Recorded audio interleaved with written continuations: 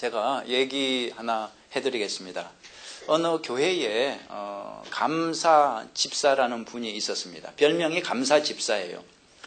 입만 열었다 하면 그냥 감사. 그래서 별명이 감사 집사였습니다.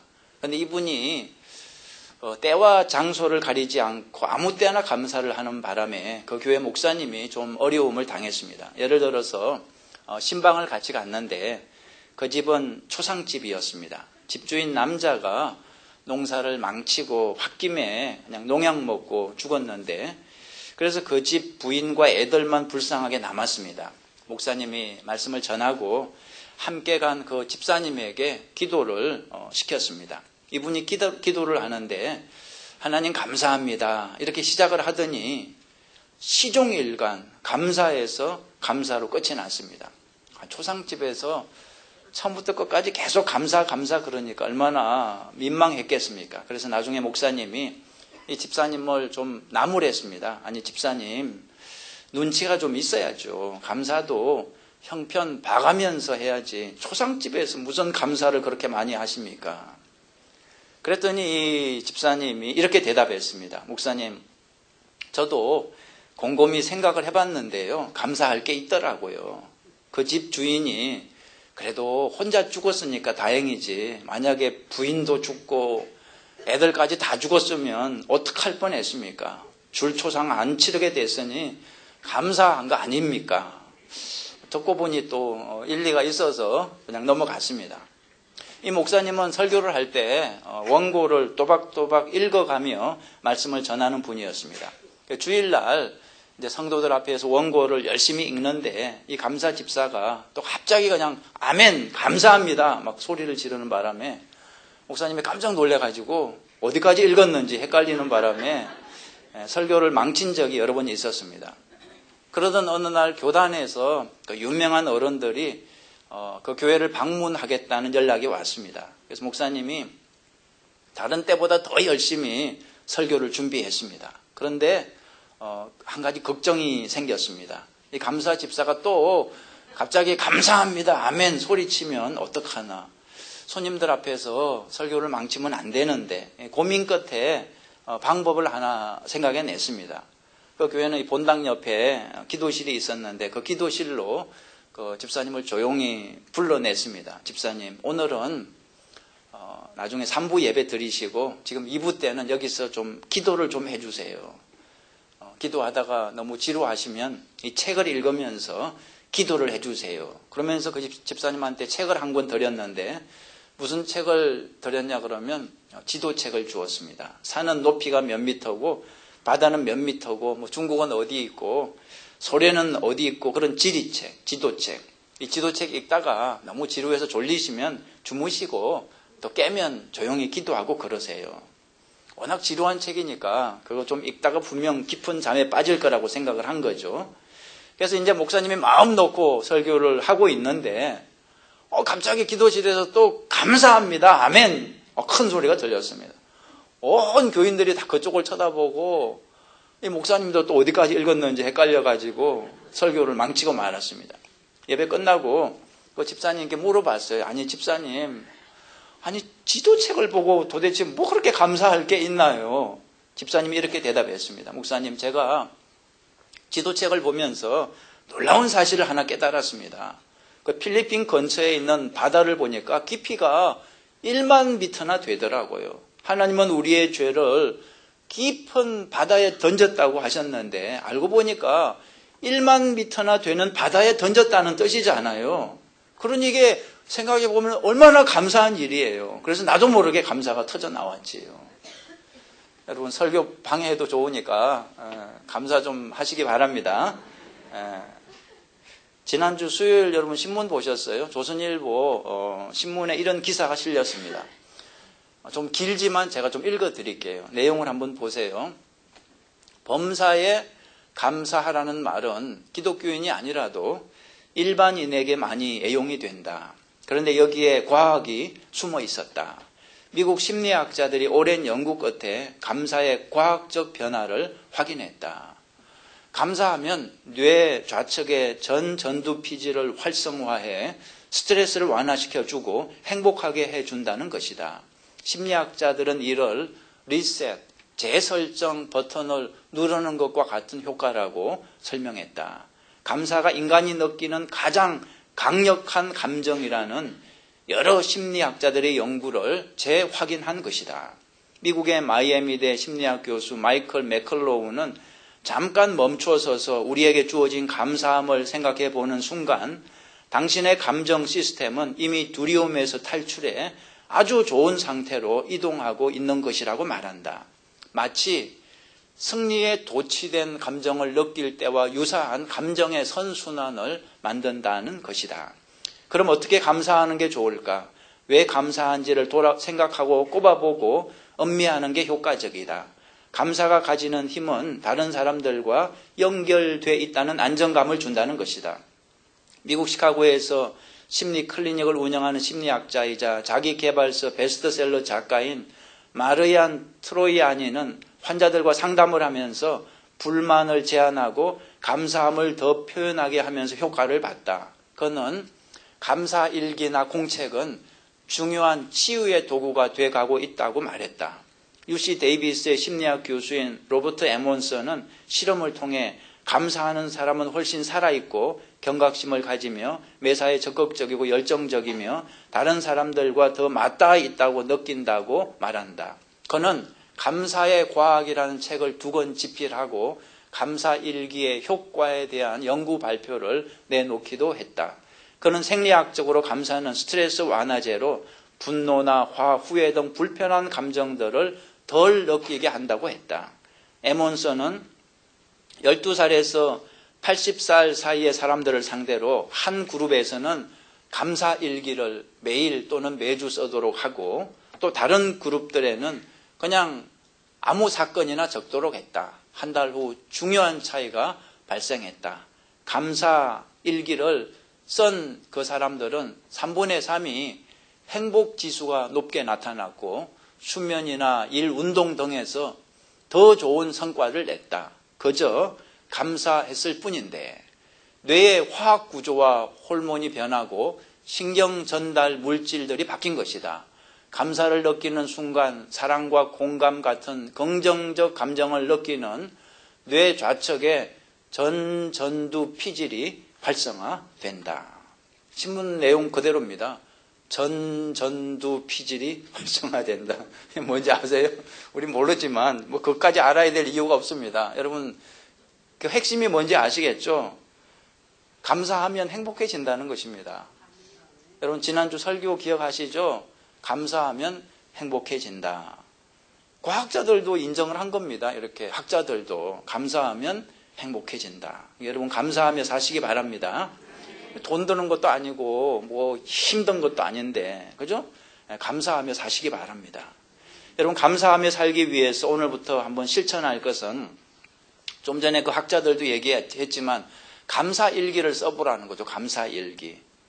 감사일기를 어떻게 쓰냐 그러면 여러분 시장에서 그냥 노트 공책 하나 사가지고 거기에다가 하루에 한 장씩 한 페이지씩 감사일기를 써는 거죠. 그날 감사했던 거, 뭐 한 가지가 될 수도 있고 두 가지가 될 수도 있고 뭐 1분이면 쓸 겁니다. 길어야 5분이고. 그죠? 제가 예를 들어 볼게요. 어떤 사람 둘이서 길을 가다가 소나기를 만났습니다. 머리 끝에서 발끝까지 비를 흠뻑 맞았습니다. 한 사람은 그날 불평일기를 썼어요. 불평일기 이렇게 적었습니다. 오늘 재수 없는 날이었다. 소나기를 만나서 옷이 다 젖었다. 너무 신경질이 났다. 불평일기입니다. 그 다음에 감사일기. 한 사람은 감사일기를 적었습니다. 이렇게 적었어요. 오늘 소나기를 만났다. 그런데 2가지 때문에 나는 감사를 드렸다. 첫째, 눈 위에 눈썹이 있게 해주셔서 빗물이 눈에 바로 들어가지 않도록 막아주셔서 너무 감사했다. 둘째, 콧구멍을 위로 뚫리게 안 하시고 다행히 아래로 뚫리게 해주셔서 빗방울이 코 속으로 하나도 안 들어갔다. 그래서 감사했다. 여러분 감사일기를 적기 시작하면 모든 게 다 감사로 보이는 것입니다. 불평일기 적기 시작하면 모든 게 다 불평으로 보이는 것입니다. 불평하면 불행해지고 감사하면 행복해진다 그랬습니다. 요즘 우리 교회가 그 페이스북을 시작했는데 여러분 페이스북에다가 여러분의 감사를 좀 올려보세요. 그러면 저도 볼 수가 있고 우리 교인들이 다 보거든요. 여러분의 감사를 거기 좀 올려보세요. 그러면 보는 사람들이 다 행복해지고 그 쓰는 사람도 행복해진다는 거죠. 자, 지난주에 이어서 오늘도 감사를 주제로 한 번 더 말씀을 전하겠습니다. 여러분, 지난주에 그 추수감사절의 유래를 간단히 말씀드렸는데, 자, 그렇다면 이 미국의 추수감사절은 영국에서 건너온 청교도들이 시작을 했는데, 그렇다면 성경에는 본래 감사절이 없었을까요? 성경에 감사절이 원래는 성경에서 시작이 됐습니다. 출애굽기 23장을 보면 하나님이 이스라엘 백성들에게 1년에 3번 절기를 지키라고 명령하셨어요. 3번 절기를 지키라. 너는 매년 3차 내게 절기를 지킬지니라. 너는 무교병의 절기를 지키라. 첫 번째 지켜야 할 절기가 무교병의 절기를 지키라 그랬고요. 두 번째는 맥추절을 지키라 그랬습니다. 맥추절을 지키라. 그리고 세 번째는 수장절을 지키라 그랬습니다. 그래서 1년에 3번은 꼭 이 절기를 지키라는 거죠. 여러분, 첫 번째가 무교병의 절기인데, 무교병의 절기는 6월절입니다. 쉽게 말하면 6월절. 6월절이 어떤 절기인지 아시죠? 6월절은 애굽에서 구원받은 것을 감사하는 절기입니다.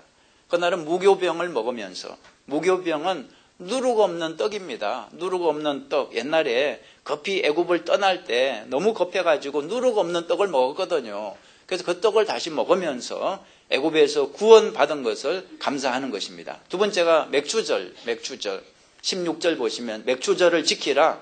이는 내가 수고하여 밭에 뿌린 것에 첫 열매를 거둠이니라. 맥추절은 첫 열매를 감사하면서 지키는 절기입니다. 세 번째는 수장절. 수장절을 지키라. 이는 내가 수고하여 이룬 것을 연종에 밭에서부터 거두어 저장함이니라. 수장절은 이제 가을에 추수를 감사하며 지키는 절기입니다. 그래서 3대 절기입니다. 6월절, 맥추절, 수장절. 여러분, 이 세 절기는 공통점이 있습니다. 공통점이 뭘까요? 감사입니다. 감사. 감사가 이 세 절기의 공통 주제입니다. 감사가 무엇일까요? 감사. 여러분, 감사가 무엇이냐 이렇게 묻는다면 여러분은 뭐라고 대답을 하시겠습니까? 저는 이렇게 대답을 하겠습니다. 감사는 기억하는 것이다. 여러분, 감사를 하기 위해서는 기억을 잘해야 돼요. 무엇을 기억하는 것입니까? 은혜를 기억하는 것입니다. 자, 빈칸 한번 채워보세요. 감사는 은혜를 기억하는 것이다. 부모님께 감사하는 것은 부모님의 은혜를 기억하는 것이고, 하나님께 감사하는 것은 하나님의 은혜를 기억하는 것입니다.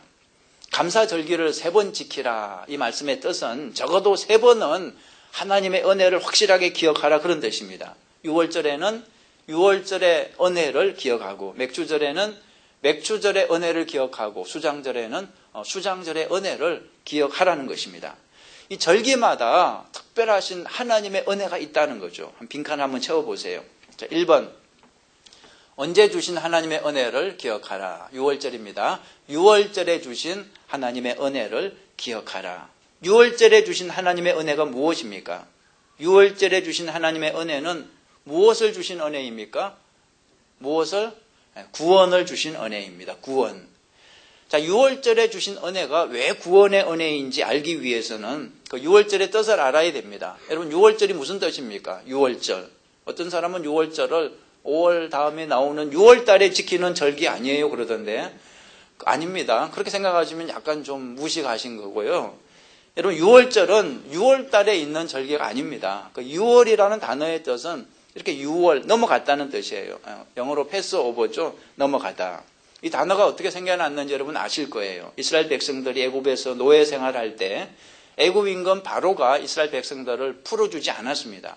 그래서 하나님이 10가지 재앙을 내리셨죠.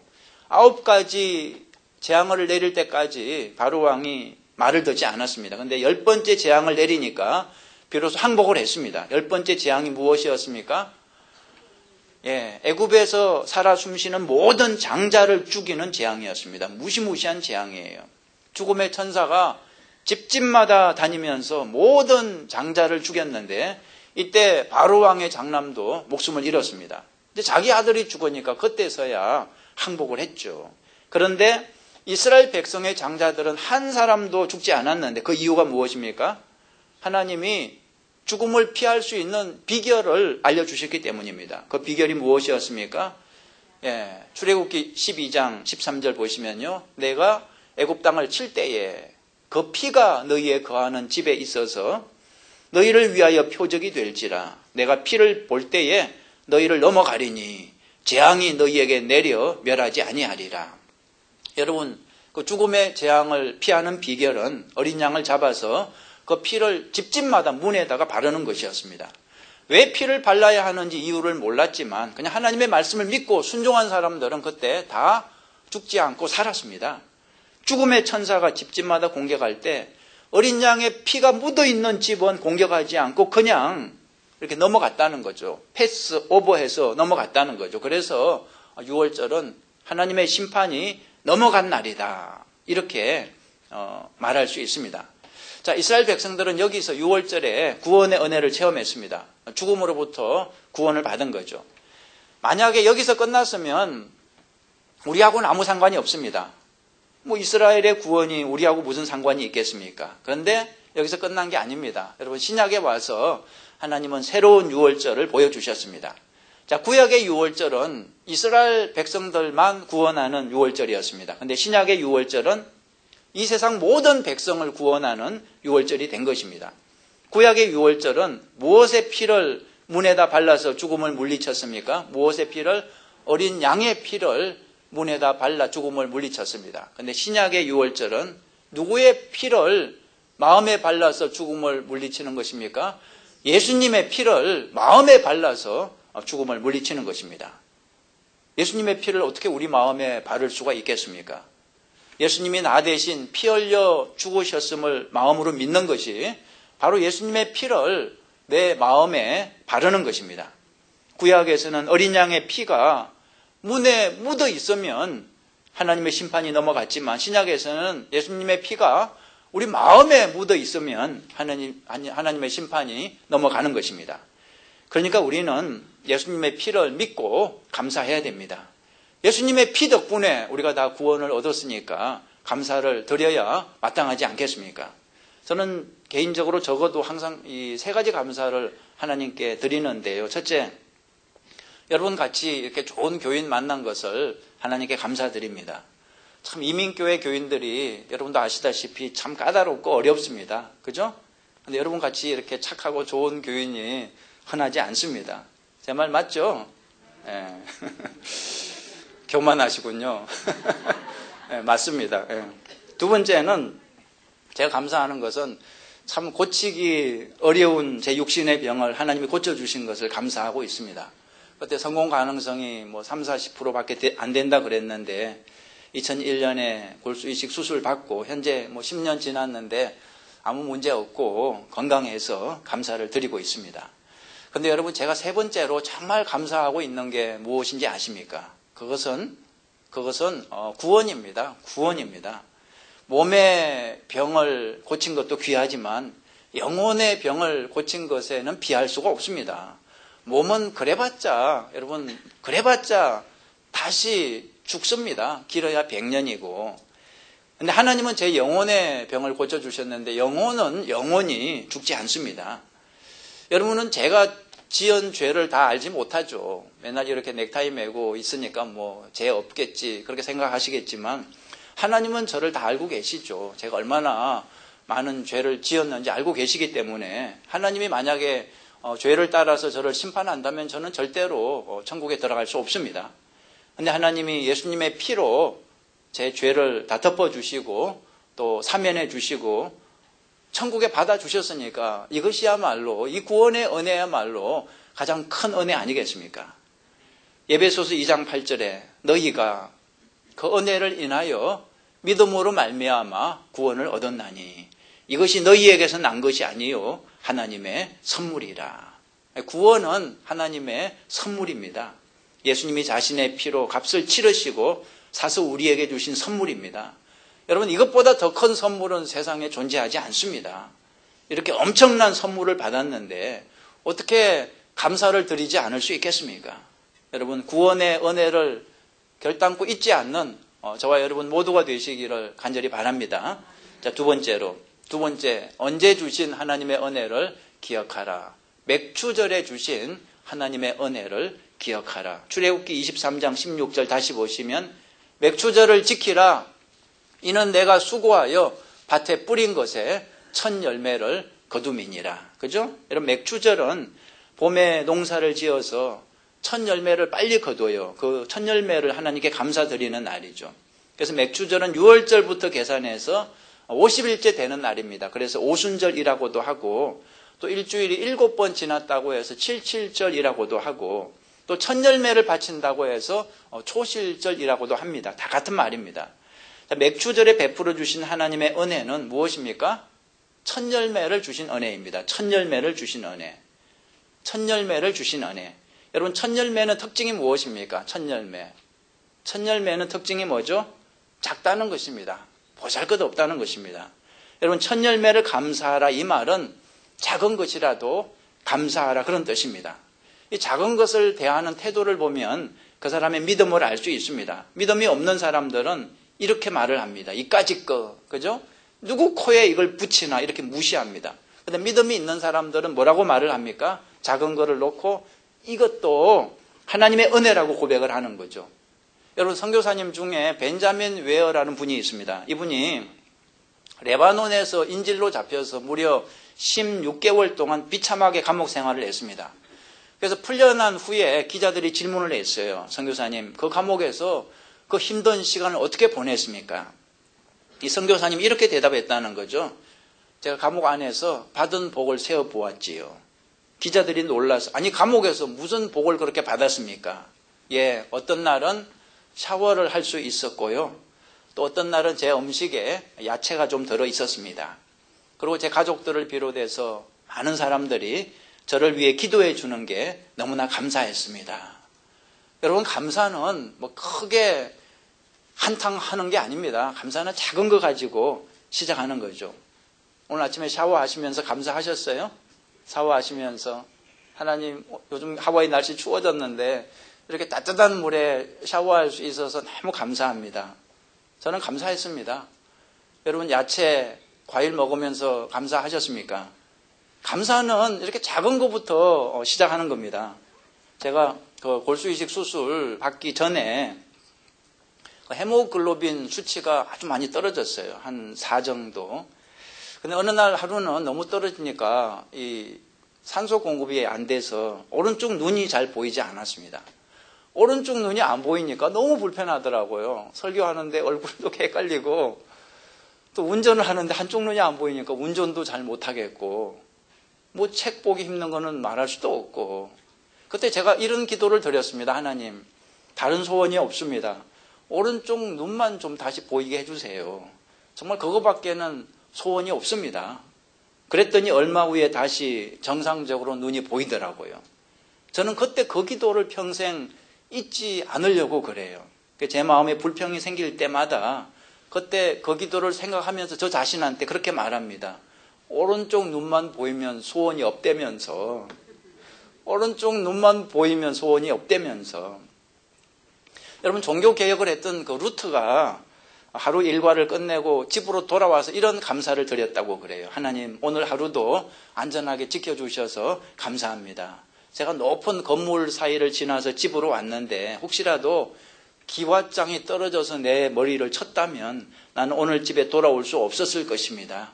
하나님이 저 많은 기와장들을 다 붙들어 주셔서 내가 살아서 돌아왔습니다. 하나님 감사합니다. 여러분, 작은 거 하나도 그냥 넘기지 말고 감사를 하라는 거죠. 혹시 여러분 가운데 나는 나중에 부자 되면 그때 화끈하게 감사할 거야, 이런 분 계세요? 나는 나중에 건강해지면 그때 가서 한번 진짜 크게 감사할 거야, 이런 분 계세요? 여러분, 오늘 작은 일에 감사 못하면 나중에 큰 일에도 감사 못합니다. 감사를 내일로 미루지 마시고 오늘 작은 일을 놓고 감사를 시작하시기 바랍니다. 여러분, 예수님이 우리에게 기도를 가르쳐 주실 때 일용할 양식을 놓고 기도하라 그랬어요. 여러분, 일용할 양식은 하루 먹을 양식입니다. 하루 먹을 양식을 놓고도 감사의 기도를 올리라는 거죠. 꼭 한 달 먹을 양식이 있어야, 아니면 1년 먹을 양식이 있어야 감사하지 말고 그냥 하루 먹을 양식만 있어도 감사를 시작하라는 것입니다.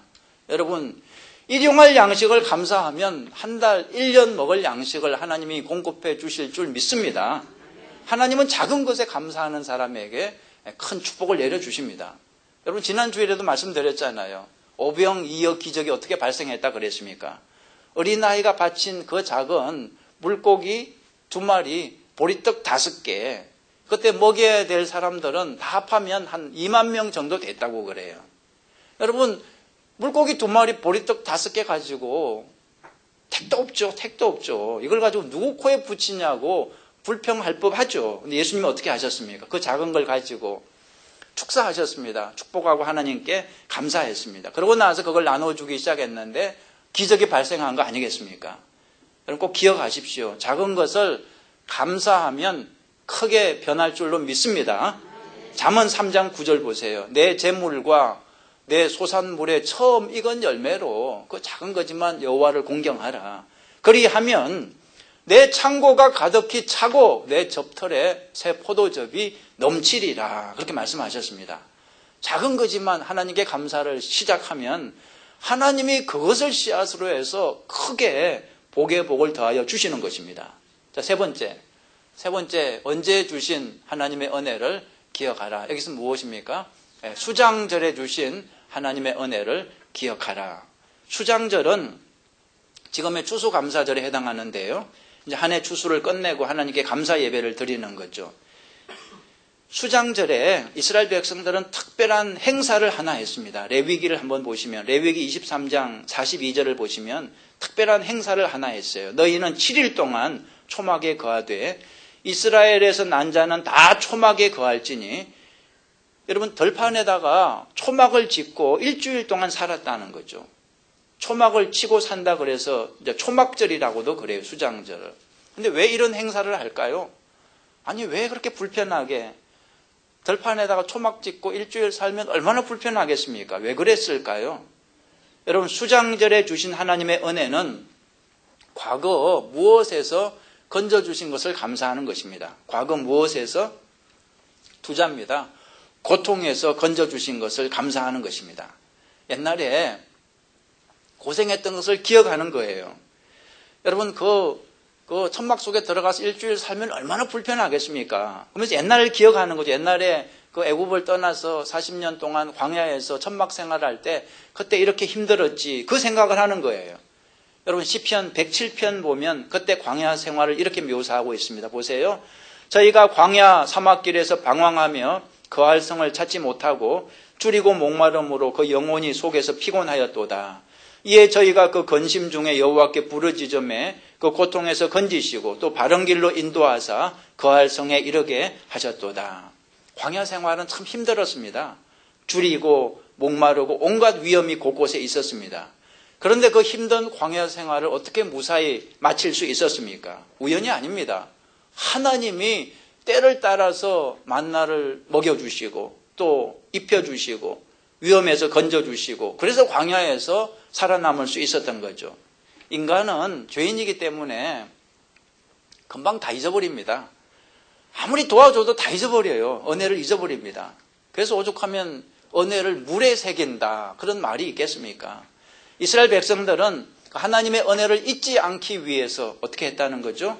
잊지 않기 위해서 초막을 짓고 거기 들어가서 불편하게 살면서 기억하는 겁니다. 옛날에 우리가 광야에서 그렇게 고생했지. 그때 하나님이 우리를 도와주셨지. 그걸 기억하는 것입니다. 여러분 흰 쌀밥 먹으면서 감사하세요? 옛날에 꼭 보리밥 먹었던 때를 기억한다면 감사가 나올 거예요. 그죠? 사람들이 오늘 배부르게 밥을 먹으면서 감사하지 않는 이유는 다 잊어버려서 그래요. 옛날에 고생했던 거 다 잊어버려서 그렇습니다. 저는 미국에 처음 왔을 때 정말 가난했습니다. 저 혼자 처음 홀홀 단신을 왔는데요. 시카고에 있는 그 신학교 기숙사에서 처음 미국 생활을 시작했는데 학생인데 책 사볼 돈이 없었습니다. 그래서 뭐 책을 교수가 정해주면 빨리 도서관에 가서 빌려서 보고 그랬죠. 1불짜리 스카치 테이프 하나도 마음 놓고 살만한 형편이 아니었습니다. 맥도날드 햄버거 보면서 침만 흘리고 사 먹을 만한 형편이 되지 않았습니다. 그런데 지금은 지금 그때 생각하면 참 감사가 저절로 나와요. 그죠? 지금은 뭐 몸이 안 좋아서 제가 못 먹지 뭐든지 사 먹을 수 있게 되잖아요. 그리고 저는 병원에 신방 갈 때마다 항상 기억하는 게 내가 저 자리에 누워 있었지 그 생각을 합니다. 내가 저 병원 침대에 누워서 꼼짝을 못하고 있었지. 근데 지금은 누워있지 않고 이렇게 내 발로 걸어서 신방을 갈 수 있는 게 얼마나 감사한지 몰라요. 여러분, 힘들었던 과거 그때를 기억할 수 있어야 됩니다. 오늘 내가 이만큼 사는 거, 내가 이렇게 건강한 거, 이게 우연이 아니라 하나님의 은혜인 것을 알아야 됩니다. 그러면 감사가 저절로 나온다는 거죠. 저는 우리 교회 예배당에 들어올 때마다 감사가 있어요. 감격이 있습니다. 왜 그런지 아세요? 저는 과거를 기억하기 때문입니다. 우리 교회 과거를 여러분 알고 계십니까? 과거에 예배당이 없어서 6년 동안 이곳 저곳 눈치 보면서 새빵살이를 했습니다. 새벽기도 드릴 장소가 없어서 심지어 저기 산 밑에 가서 모기한테 물리면서 기도했던 적도 있습니다. 저는 그 과거를 다 기억해요.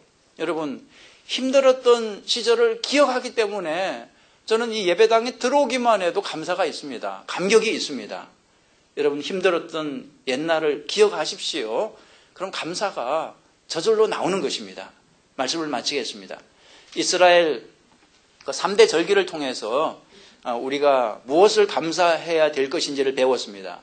첫 번째, 6월절에 주신 은혜. 뭐죠? 구원받은 은혜입니다. 구원받은 은혜. 나 같은 죄인을 죄와 사망에서 구원해 주신 은혜. 그걸 잊으시면 안 됩니다. 죽어도 여러분 이 은혜는 잊으시면 안 됩니다. 매일 감사해야 됩니다. 두 번째가 무엇이었습니까? 맥주절에 주신 은혜가 무엇이었죠? 첫 열매. 첫 열매 작은 거지만 여러분 여기서부터 감사해야 됩니다. 그래야 두 번째, 세 번째 큰 열매로 축복으로 연결이 되는 것입니다. 세 번째, 수장절에 주신 은혜. 옛날에 힘들고 어려울 때 고통당할 때 그때를 기억하고 그 고통에서 건져주신 하나님께 감사를 드리는 것입니다. 여러분, 불평해서 불행한 사람이 되지 마시고 감사해서 행복한 사람이 되시기를 주님의 이름으로 축원합니다. 기도하시겠습니다.